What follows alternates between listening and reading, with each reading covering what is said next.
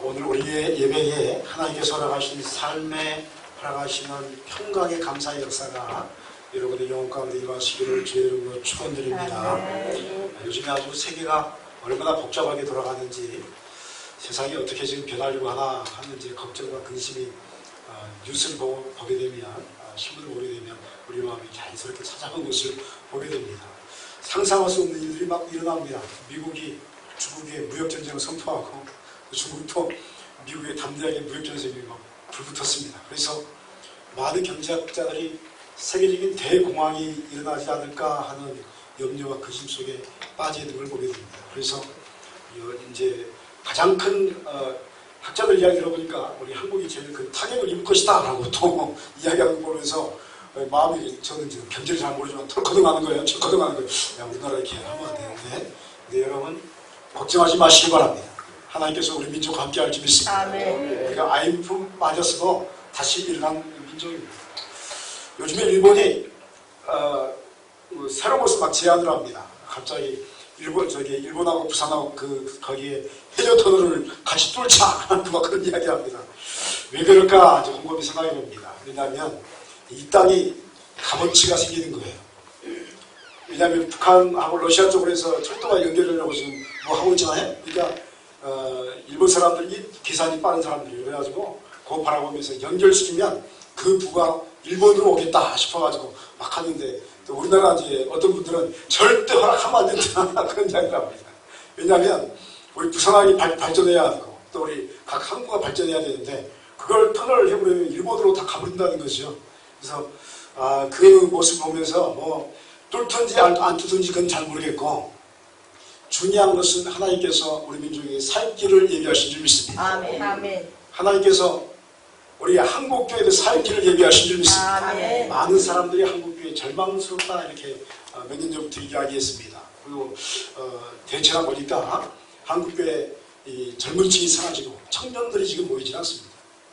젊은 사람들이 모여들지 않습니다. 큰 교회도 마찬가지입니다. 서울에 있는 교회 방문하면서 놀란 게 뭐냐면 젊은 사람이 없어요. 전부 다 꼭 시골교회 온 느낌. 우리 교회는 시골교회가 아닌 줄 믿습니다. 우리 교회 무슨 교회입니까? 하늘의 교회인 줄 믿습니다. 그럼에도 불구하고 거의 뭐 평균 연령이 고령화되어가는 도시교회를 몇 년 전에 본 적이 있습니다. 제가 깜짝 놀랐습니다. 여기 젊은 사람들이 모여 있어야 되는데 점점 빠져나가는 거죠. 그럼에도 불구하고 하나님께서 제3의 부흥을 이 땅에 허락할 줄 믿습니다. 살 길을 주시는 겁니다. 하나님은 부흥의 하나님이신 줄 믿습니다. 왜냐하면 아브라함과 이삭과 야곱의 하나님, 저는 그 하나님을 믿습니다. 여러분 예수 믿으면 여러분 형통할 줄 믿습니다. 왜 그렇습니까? 아브라함과 이삭과 야곱의 하나님입니다. 그 하나님이 이 땅에 오신 줄 믿습니다. 이 땅에 교회를 세우셨고 뜻이 있어서 남한을 부흥시킨 줄 믿습니다. 그래서 이 남한 땅을 지금은 그 누구도 무시할 수 없는 땅으로 하나님께서 만들어 주신 줄 믿습니다. 6.25 전쟁의 폐허 속에서 한강의 기적이 일어났습니다. 그 중심도 하나님의 역사하신 줄 믿습니다. 그런데 제가 앞으로 계속 기도하면서 보고 있는 게 뭐냐면, 앞으로 하나님께서 선택하신 교회들은 일어설 줄 믿습니다. 젊은이들이 모여들고 주의 일꾼들이 모여들 줄 믿습니다. 그 교회가 어떤 교회입니까? 말씀으로 기도하는 교회. 말씀이 살아있고 기도가 살아있는 교회는 일으켜 세워질 줄 믿습니다. 말씀이 죽어있고 기도가 죽어버린 교회는 그걸로 끝이 나는 겁니다. 하나님은 어느 때는 좀 냉정하시기도 하고 어느 때는 아주 뜨겁기도 하고, 여러분 뜨겁든지 차갑든지 둘 중에 하나를 선택할 수 믿습니다. 우리 성령교회는 성령의 불이 임한 뜨거운 교회인 줄 믿습니다. 하늘의 교회이기 때문에 그렇습니다. 오늘 본문의 말씀은 예수님께서 겟세마네에서 기도를 마치시자 가룟 유다가 대제사장들과 또 백성의 장로들의 파송한 큰 무리가 칼과 몽치를 들고 예수님을 잡으러 오신 장면이 기록되어 있습니다. 가룟 유다가 예수님을 팔면서 무리들과 군호를 짭니다. 내가 평화의 입맞춤을 행하는 자가 예수다. 그를 잡으러 부른다. 군호를 짰습니다. 드디어 가룟 유다가 예수님께 나옵니다. 랍비여 안녕하시옵니까? 하고 입을 맞춥니다. 그러자 예수께서 유다에게 친구여 내가 무엇을 하려고 왔는지 행하라 라고 말씀하셨습니다. 그러자 이 대제사장들이 보낸 무리들이 예수님께 손을 대려고 합니다. 이에 베드로가 칼을 빼서 대제사장 말고의 길을 베어버립니다. 오늘 본문의 말씀은 이제 인물이 안 나왔지만 다른 본문에서는 말고의 길을 베드로가 잘랐다 하고 이제 쳤다라고 이야기합니다. 그래서 예수님께서 내 칼을 도로 칼집에 꽂으라. 칼을 가지는 자는 다 칼로 망하느니라. 너는 내가 내 아버지께 구하여 지금 12군당 더 되는 천사를 보내시게 할 수 없는 줄 아느냐. 내가 만일 그렇게 하면 이런 일이 있으리라 하는 성경이 어떻게 이루어지겠느냐라고 말씀하셨습니다. 그리고 이 대제사장이 보낸 무리를 보시면서 너희가 강도를 잡는 것 같이 칼과 몽치를 가지고 나를 잡으러 나오느냐. 내가 날마다 성전에 앉아 가르쳤을 때 너희가 나를 잡지 아니하였도다. 그러나 이렇게 되는 것은 다 선지자의 글을 이루려 함이니라 라고 말씀하셨습니다. 이에 제자들이 어떻게 했습니까? 예수님이 잡히니까 다 도망가버리고 말았습니다. 아무도 남지 않았습니다. 오늘 십자가의 고난에 들어가신 예수 그리스도의 모습 앞에서 여러분 진정한 믿음의 안녕은 무엇인가 하는 질문을 하게 됩니다. 세상은 칼로 평화를 얻으려고 합니다. 칼이 좋아야 합니다. 힘이 있어야 평화가 지켜진다라고 강조합니다. 그러나 예수는 우리에게 다음과 같은 안녕의 역사를 이야기하기 시작하십니다. 가룟 유다는 죽음의 입맞춤을 행하되 예수님은 이것을 분별하셨습니다. 산자, 즉 생명의 입맞춤만이 우리로 살아나게 하는 것임을 분명히 우리가 알아야 합니다. 49절에 곧 예수께 나와 라삐어 안녕하시옵니까 하고 입을 맞춤이라고 기록되어 있습니다. 사랑하는 여러분, 우리가 세상을 살아갈 때 가장 중요한 것은 분별하는 것입니다. 한번 더 하겠습니다. 분별할 줄 알아야 합니다. 분별할 줄 알아야 합니다. 우리나라는 안녕하십니까 인사하지만 이스라엘 입맞춤하는 것이 인사입니다. 그런데 평화의 입맞춤을 가리키려고 합니다. 근데 여러분, 무엇이 가짜고 무엇이 진짜인지를 아는 것이 인생의 승패를 좌우하는 것을 보게 됩니다. 무엇이 가짜고 무엇이 진짜인가. 사고하는 분이나 이 정치하는 분들까지도 그리고 평범한 인생을 살아가는 사람들까지도 가짜와 진짜를 구별이 하는 것이 매우 중요합니다. 제가 가끔 정치인들 만나보면 내가 제일 어려운 사람이 정치인들은 정말 어려운 것 같아요. 속을 알 수가 없어요. 얼굴에 표정이 없어요. 웃는 것이 웃는 것인지 화내는 것이 화내는 것인지 도무지 알 길이 없어요. 그래서 그분들 만날 때마다 제가 긴장합니다. 이 사람이 웃고 있는데 진짜 웃는 것인가? 이 사람이 화내는데 진짜 화내는 것인가? 여러분, 진짜 같은데 가짜를 선택하면 망합니다. 가짜 같은데 진짜를 선택하면 그 사람은 흥하게 되어 있습니다. 예수님께 가룟 유다가 인사를 합니다. 라삐어 안녕하시옵니까? 라고 말한 뒤에 일상적인 평화의 입맞춤을 행합니다. 가룟 유다는 인사로 거짓을 포장했습니다. 그러나 예수님은 가룟 유다의 가짜의 모습을 보고 계셨습니다. 우리가 신앙생활 하면서 우리가 쉽게 현혹되는 부분이 있습니다. 그것은 우리 주위에 가짜들이 참 많다는 점입니다. 얼마나 가짜들이 많은지. 예언의 은사를 가진 사람이 우리 주위에 참 많습니다. 제 주위에도 예언한 사람이 얼마나 많은지 모릅니다. 그런데 대부분 가짜들입니다.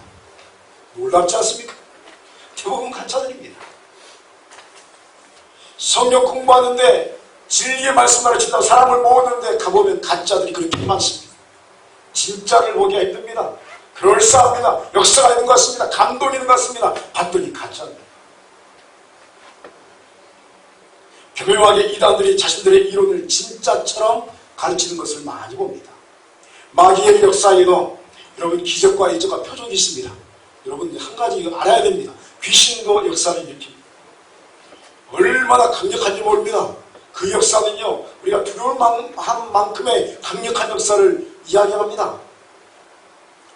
그런데 정신을 차리고 자세하게 들어가보면 평안이 아닌 저주의 기적이요, 또 하나님께서 복을 주신 게 아닌 가짜의 파괴의 그러한 역사인 것을, 표적인 것을 우리가 보면 알 수가 있습니다. 그러니 마귀도 이층천의 역사까지는 일으킨다고 합니다. 영적인 이층천이 뭡니까? 영적인 세계를 보여주는 거지. 아, 이런 세계도 있다라고 보여주는 겁니다. 그럴싸합니다. 오, 정말 뭐가 있는 것 같네. 이렇습니다. 그러나 여러분, 더 높고 깊은 심오한 3층천의 역사는 마귀가 보여주지 못합니다. 우리 주님은 여러분 어떻습니까? 우리로 최상의 세계를 보여주시고 말씀의 진리를 보여주시며 참된 이적과 기적과 표적을 저희들 여러분에게 보여주실 줄 믿습니다. 아멘. 그리고 그 중심에 하나님의 얼굴을 뵐 수 있는 영광스러운 진리를 우리에게 선포하시는 것입니다. 하나님의 역사는 언제나 성령의 9가지 열매가 주렁주렁 맺힌 역사를 있게 될 줄 믿습니다. 아멘. 여러분, 열매로 그 사람이 진짜인지 아닌지를 알 수 있을 줄 믿습니다. 아멘. 그 사람의 삶의 열매가 악으로 가득 차 있으면 그 사람은 악한 사람이요 마귀의 자식입니다. 아무리 교회를 열심히 다니고 아무리 명성이 있고 아무리 유명할지라도 그의 삶의 열매가 악으로 가득 차 있다면 그 사람은 하나님의 사람이 아닙니다. 그러나 그 열매가 그 사람의 겉모습 보기에 비실비실하고 아무것도 아니고 그런데 그 주위의 열매가 하나님의 선함으로 가득한다면 하나님이 그 사람을 사랑하는 하나님의 사람인 줄 믿습니다. 아멘. 하나님의 역사는 그곳에 있는 것입니다. 교회가 아무리 크고 아무리 위대하게 보이고 어마어마한 교회를 이루었을지라도 그 행하는 것이 악한 일이면 그곳은 하나님의 교회가 아닙니다.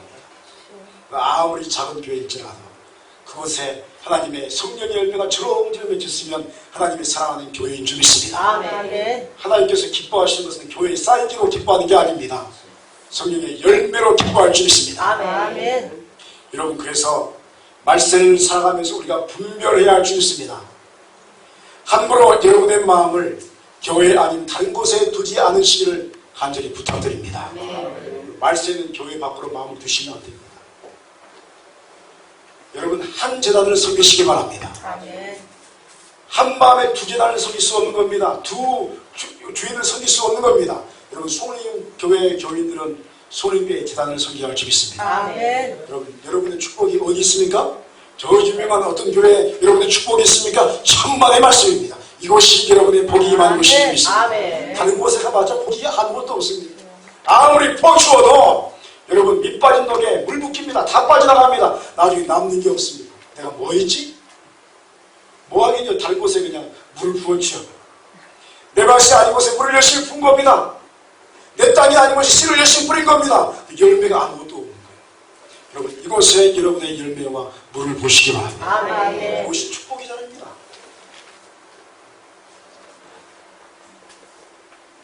여러분, 마귀도 천사의 영과 그렇게 비슷하게 다가오기도 합니다. 그러나 끝이 다르고 전통이 다른 겁니다.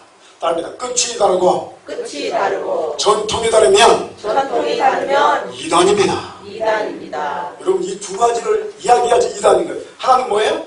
끝이 다르고, 따릅니다. 끝이 다르고 끝이 다르고 전통이 다르면 전통이 다르면 이단입니다. 이단입니다. 그래서 우리가 사도신조를 고백하는 겁니다. 그 전통을 따라서 신앙 고백하는 것입니다. 가는 길하는 예수님께 선생님 안녕하십니까? 라고 인사합니다. 이 인사는 매우 정중한 표현이요. 예의가 넘치는 모습이었으면 얼마나 정중한 표현입니까? 선생님 안녕하십니까? 제자가 스스로 보면서 평화의 입맞춤하면서 정중하게 인사합니다. 그런데 이 인사는 매우 사악한 인사요. 동시에 배반의 소리였음을 예수님은 이미 간파하고 계셨습니다. 가룟유다가 입맞춤은 죽음의 역사를 불러오는 것이었습니다. 십자가의 고난이 시작되는 것을 이야기하는 것이었습니다. 그러므로 여러분이요, 영의 분별 능력을 강구하시기 바랍니다. 아멘. 하나님, 나에게 분별의 은사를 주옵소서. 분별의 은사를 여러분, 주시옵소서. 말씀 살아가면서 이 은사 없으면 못 살아갑니다. 이단이 다 빠지는 겁니다. 하나님, 나에게 분별의 은사를 주옵소서. 말씀을 중심으로 하나님의 사람인지 사탄의 사람인지 진짜인지 가짜인지를 분별하는 능력이 이 시대에 필요합니다. 하나님의 사람을 만나면 여러분 승승장구하게 되어 있습니다. 그러나 마귀의 사람, 가짜의 사람을 만나면 많은 어려움을 겪게 되어 있습니다. 그러므로 하나님의 사람을 만나게 해달라고 기도하시길 바랍니다. 아멘. 하나님께서 여러분에게 하나님의 사람들을 붙여주실 줄 믿습니다. 아멘. 베드로가 두려움의 입사에 칼을 빼듭니다. 그러나 주님께서 말씀의 성취가 칼보다 강함을 이야기합니다. 52절에 예수께서 이르시되 내 칼을 도로 칼집에 꽂으라. 칼을 가지는 자는 다 칼로 망하느니라 라고 말씀하고 있습니다. 예수님께서 3년간 이 제자들과 베드로에게 가르치신 메시지는 하나님 나라는 세상적인 힘의 싸움이 아닌 혈과 육의 싸움이 아님을 끊임없이 말씀해 주셨습니다. 신약성서의 대부분이 바로 하나님 나라는 영적 싸움을 통해서 승리하게 되는 것임을 우리에게 말씀하고 있습니다. 그런데 당장 예수님께서 하나님의 말씀대로 십자가의 고난에 들어가시려고 하자 베드로가 완력을 써서 이걸 막고자 합니다. 절대 안 된다는 것입니다. 칼로 거부하겠다 하는 것입니다. 이것은 순간적이고 본능적인 베드로의 몸부림이었습니다. 그러나 하나님 아버지의 뜻은 칼이 아닌 순종에 있었습니다. 칼은 칼로 망하게 됩니다. 여러분, 분노는 분노로 망하게 합니다. 그러나 믿음은 순종을 통해서 하나님의 영광을 소유하게 할 줄 믿습니다. 아멘. 지금은 예수 그리스도의 고난의 때가 시작되었습니다. 베드로는 이 일을 인정하고 칼을 빼서는 안 됐습니다. 주께서 십자가를 주시는구나. 주님은 이제 십자가를 지십니다. 그러므로 베드로와 제자들은 지금까지 자신들이 생각하지 못했던, 아니 받아들일 수 없었던 일들에 순응해야만 했습니다. 칼의 망함을 버리고 말씀의 성취를 이루는 새로운 헌신에 들어가야 했습니다. 그러나 이들에게는 아직 이 역사에 들어갈 준비가 되어 있지 않습니다. 예를 들어서 여러분 봐보세요. 만약에요. 이건 하나님이 그렇게 역사하지 않습니다. 뭐라고요? 따라합니다. 만약에. 이건 집착하지 않을까요? 그렇게 할 이유가 없는데, 예를 들어서 여러분을 향해서 하나님께서 너 망해라 라고 말씀하시면 어떻게 하시겠습니까? 너 망해라. 기도하는데 망해라 이렇게 말했어요. 그럼 여러분 어떻게 하시겠습니까?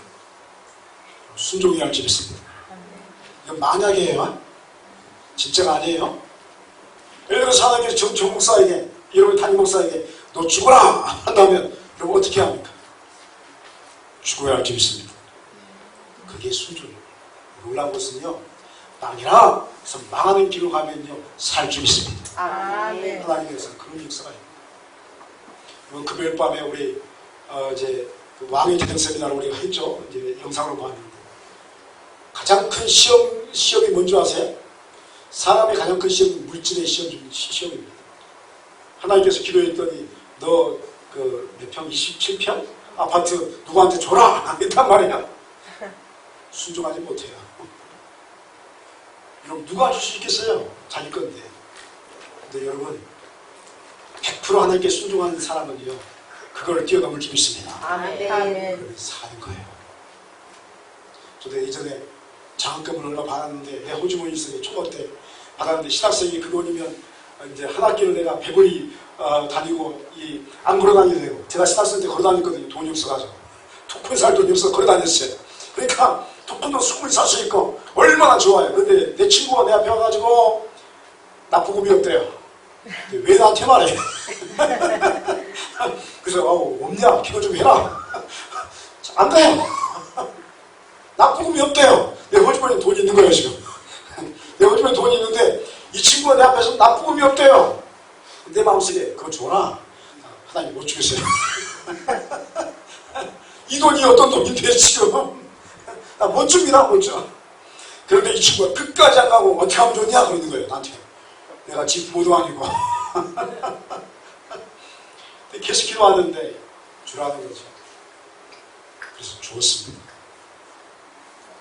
그런 사람 한 학기 어떻게 지냈을까요? 많이 굶었습니다. 놀라운 것은요, 하나님이 그 뒤부터 채워주시는데요, 그 뒤부터 하나님께서 굶지 않는 길로도 나를 인도하시더라고요. 자꾸 공부해 주시고 돌봐주시고, 오늘 갑자기 누가 콩을 찌르고 하면 식권이 이렇게 쌓여가지고 나의 호주머니에 들어오기도 하고 토큰도 들어오고 얼마나 감사한지 모릅니다. 중학생이니까 이렇게 할 수 있었겠죠.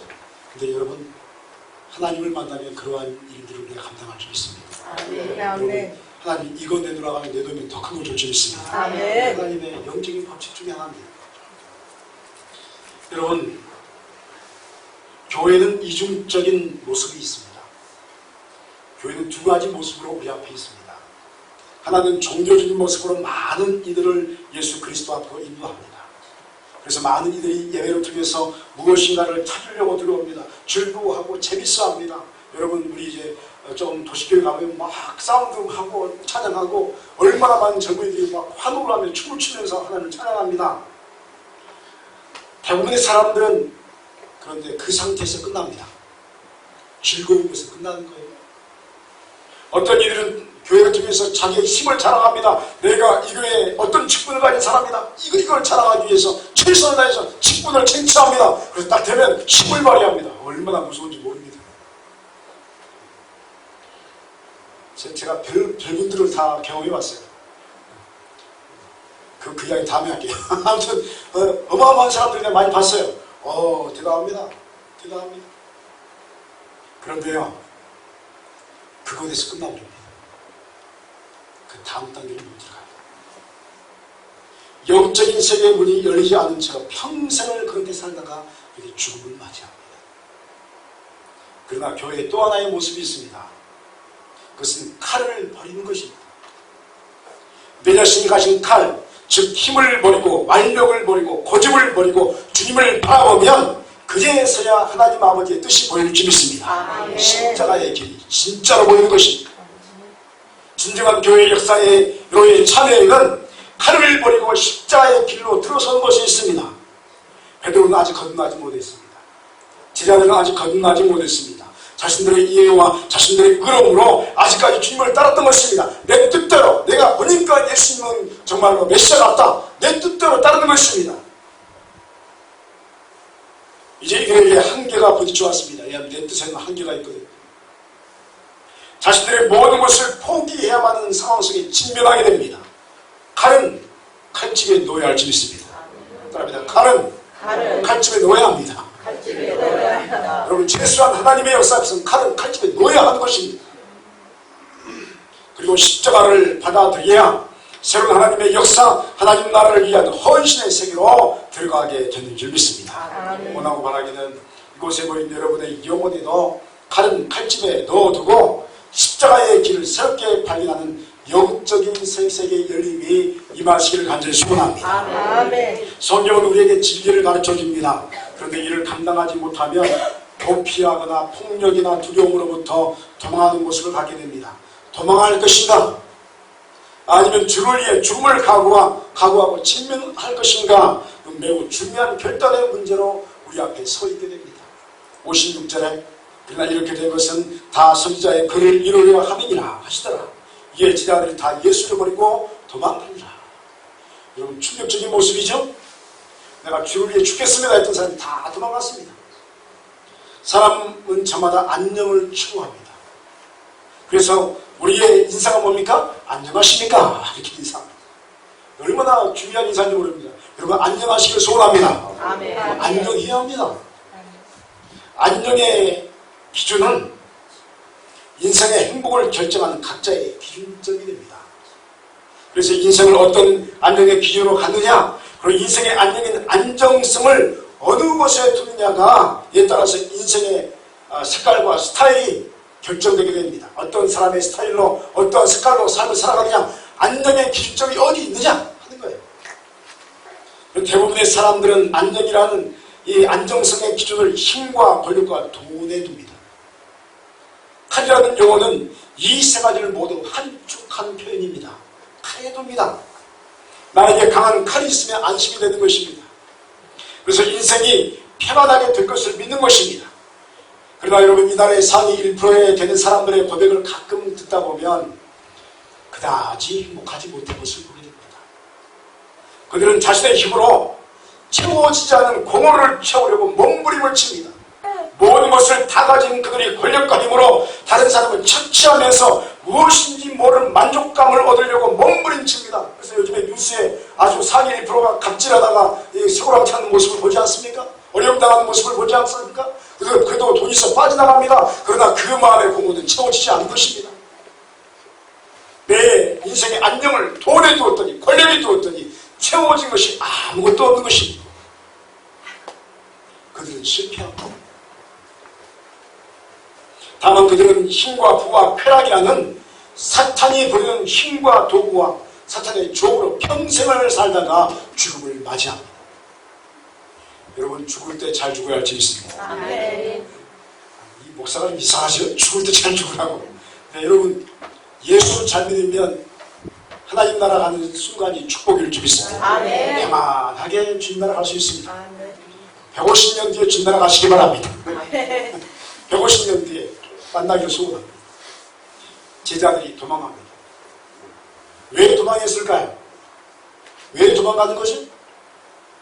지금까지 예수님을 따르면서 안정의 기준을 심해 두었기 때문입니다.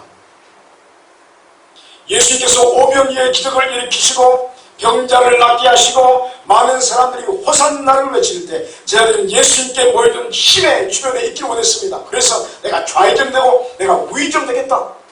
서로 싸웠습니다. 그런데 지금 예수님의 십자가에 천차만별의 죽음을 당하려고 하자 이들의 마음에 두려움이 닥쳤습니다. 죽을 것 같았습니다. 자신의 목숨이 위태함을 느꼈습니다. 그래서 도망합니다. 제자들은 이것을 배워야 했습니다. 생명도 하나님 아버지의 손에 있는 것이요, 힘도 하나님의 뜻에 있는 것이며, 구원도 하나님 아버지의 말씀의 역사 안에 있는 것입니다. 이 역사의 중심이 바로 예수 그리스도가 계셨습니다. 예수님께서 제자들에게 보여주시는 것은 나라는 존재가 죽어야 산다는 것입니다. 따라하겠습니다. 나라는 존재가 죽어야 사는 것입니다. 할렐루야. 아멘. 여러분, 인류를 대속하시려고 십자가에 달리신 예수 그리스도는 죄가 전혀 없으신 분이었습니다. 그럼에도 불구하고 인류의 죄를 대신 짊어지시고 십자가의 길을 걸어가시는 것입니다. 이 말씀의 의미는 무엇입니까? 나라는 옛자가, 즉 죄인의 모습을 주님께서 대신 취하셔서 우리 대신 십자가의 길을 걸어가시는 것입니다. 그러므로 제자들은 이 모습의 역사가 무엇인지 알아야 했습니다. 제자들에게 예수님께서 보여주시기를 원하시는 것은 안녕의 기준점, 안전의 기준점은 옛자가 죄인된 모습에 있는 것이 아닌 십자가의 죽음을 당한 뒤에 부활의 모습으로 일어나실 역사, 즉 하나님의 형상의 회복의 역사에 두어야 한다는 것을 알기를 원하셨던 것입니다. 여러분, 변화되지 않은 모습은 여러분을 안녕하지 못하게 합니다. 여러분, 변화되어야 할 줄 있습니다. 아멘. 거듭나야 할 줄 있습니다. 아멘. 예수 안에 있는 하나님의 형상이 내 안에 들어와야 할 줄 있습니다. 아멘. 그곳에 내 안정이 있는 것입니다. 그러므로 사랑하는 여러분이요, 하나님 앞에서 도망하지 마시기 바랍니다. 아멘. 예수 그리스도의 십자가 앞에서 도망하지 마시기 바랍니다. 아멘. 여러분의 생각을 바꾸시기 바랍니다. 여러분의 십자가를 취하십시오. 그리고 십자가 위에서 세상적인 가치관을 가진 옛자를 예수의 이름으로 죽이시길 부탁드립니다. 아멘. 죽여야 합니다. 그러면 영생을 허락하는 진정한 안정의 기준점이 부활이라는 믿음의 선으로 여러분에게 허락될 줄 믿습니다. 하나님의 형상이 회복된다는 것은 영적인 하나님의 세계가 열려지는 것을 뜻하는 것입니다. 도망하면 결코 열려지지 않습니다. 그리고 오나보라기는 이 말씀에 여러분의 영안이 다 열리기를 소원합니다. 아멘. 하나님을 뵙기를 소원합니다. 아멘. 교회에 왔으면 하나님의 음성 듣기를 소원합니다. 아멘. 여러분, 열려서 하나님께서 나를 통해서 무엇하고 하기를 원하시는지 아시기를 소원합니다. 아멘. 그러면 일자로 죽여야 합니다. 여러분, 죄를 멀리하시기 바랍니다. 아멘. 부정과 부도덕과 여러분 안에서 혈기를 다 없애시기 바랍니다. 아멘. 십자가에 다 죽이시기 바랍니다. 열릴 줄 있습니다. 아멘. 오늘 메시지는, 오늘 말씀은 영적인 하나님의 세계가 열리기 위해서 주님과 함께 십자가를 져야 한다 하는 것입니다. 원래 제자 2명이 최소한 옆에 같이 예수님과 죽어야 했습니다. 그런데 엉뚱한 죄인 2사람이 매달릴 때 한 사람이 구원받지 않습니다. 얼마나 영광스러운 자리입니까? 여러분, 그 영광스러운 자리가 여러분에게 허락될 줄 믿습니다. 아멘. 여러분, 나에게 영적인 눈을 열어주시옵소서. 아멘. 기도하시기 바랍니다. 아멘. 구하면 좋은 거 주실 줄 믿습니다. 아멘. 여러분, 그런 거 구하시기 바랍니다. 하나님 얼마를 주옵소서, 이것만 구하지 마시고 그것도 하나님께서 들어줄 줄 믿습니다. 그런데 내 영적인 눈을 좀 열어주시옵소서. 바랍니다. 하나님, 하나님, 내 눈을 열어주시옵소서. 내 눈을 열어주시옵소서. 하나님, 하나님, 내 귀를 내 귀를 열어주시옵소서. 열어주시옵소서. 하나님의 응답하시길 주겠습니다. 아멘. 기도하시겠습니다.